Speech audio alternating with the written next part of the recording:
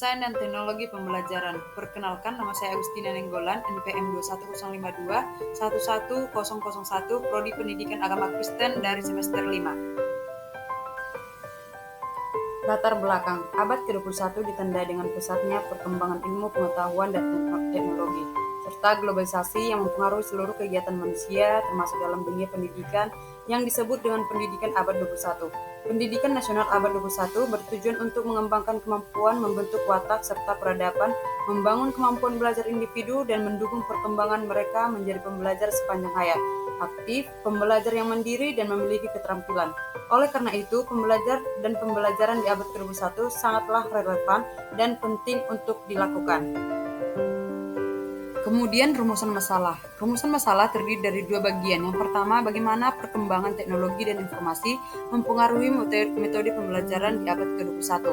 Yang kedua, apa saja tantangan yang dihadapi dalam mengimplementasikan metode pembelajaran di abad ke-21. Nah, kemudian tujuan. Tujuannya adalah untuk mengetahui bagaimana perkembangan teknologi dan informasi mempengaruhi metode pembelajaran di abad ke-21. Mengidentifikasikan tantangan yang dihadapi dalam mengimplementasikan metode pembelajaran di abad ke-21 dan menemukan cara mengatasi tantangan tersebut. Nah, kita masuk dalam pembahasan. Pembelajaran abad ke-21 merupakan suatu peragian pembelajaran di mana kurikulum yang dikembangkan menuntun sekolah untuk mengubah pendekatan pembelajaran dari teacher center menjadi student center. Hal ini sesuai dengan tuntutan masa depan di mana peserta didik harus memiliki kecakapan berpikir dan belajar.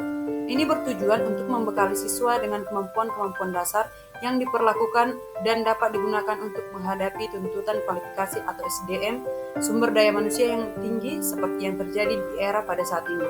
Belajar dan pembelajaran di abad ke-21 menekankan pada upaya untuk menyiapkan peserta didik agar menjadi bagian dari masyarakat global. Untuk peserta didik perlu memiliki 4 keterampilan belajar yang kerap disebut dengan istilah 4CS.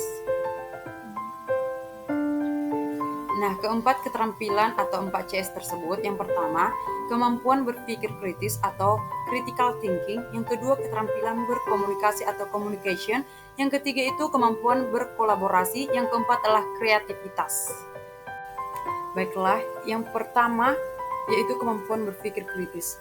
Sangat penting dalam kehidupan manusia. Arti berpikir kritis merupakan kemampuan berpikir dengan jernih dan rasional mengenai apa yang harus dilakukan atau apa yang harus dipercaya. Yang kedua itu adalah komunikasi. Komunikasi adalah suatu proses penyampaian informasi, pesan, ide, dan gagasan dari satu pihak kepada pihak lain. Keterampilan berkomunikasi merupakan kemampuan yang dimiliki seseorang untuk menyampaikan informasi secara efektif dan efisien kepada sasaran atau audiens. Yang ketiga adalah kemampuan berkolaborasi, yaitu proses bekerja sama untuk menyalurkan gagasan atau ide dan menyelesaikan masalah secara bersama-sama menuju visi bersama di sebuah organisasi yang saling tergantung. Yang keempat itu kreativitas, yaitu adalah kemampuan seseorang untuk menciptakan sesuatu yang baru, baik itu benar-benar hal baru atau ide baru yang diperoleh dengan cara menghubungkan beberapa hal yang sudah ada dan menjadikannya suatu hal yang baru.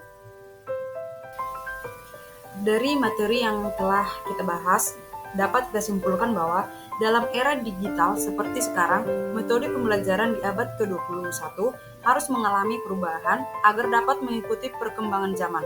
Tantangan yang dihadapi dalam mengimplementasikan metode pembelajaran di abad ke-21 antara lain kurangnya ketersediaan infrastruktur dan sumber daya manusia yang terampil dalam teknologi. Namun, tantangan tersebut dapat diatasi dengan meningkatkan akses dan ketersediaan infrastruktur serta pelatihan dan pengembangan sumber daya manusia yang terampil dalam teknologi.